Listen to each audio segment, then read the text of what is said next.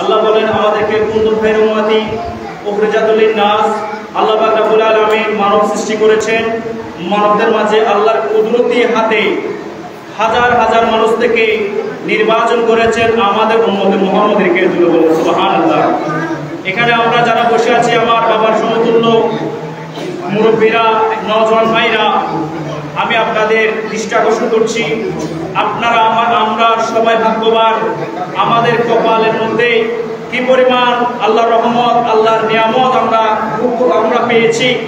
আল্লাহ পাক রব্বুল আলামিন মানুষ হিসাবে আমাদেরকে সৃষ্টি করেছেন, কিন্তু নবীর উম্মত হিসাবে আল্লাহর কুদরতি হাত আমাদের কপালের মধ্যে লেগেছেন। সুবহানাল্লাহ। এটা কিন্তু আমাদের জন্য বড় একটা সুখবর, বড় একটা শুকরিয়ার বিষয়, বড় একটা নিয়ামত।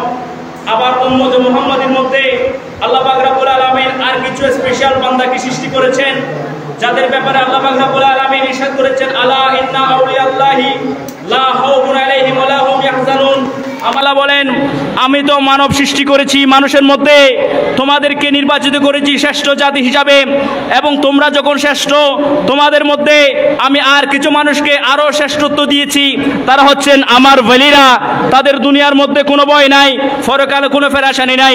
জোরে বলুন না সুবহানাল্লাহ। আল্লাহ পাক রব্বুল আলামিন অবদান করেছেন ওই সমস্ত মহান ব্যক্তিদেরকে।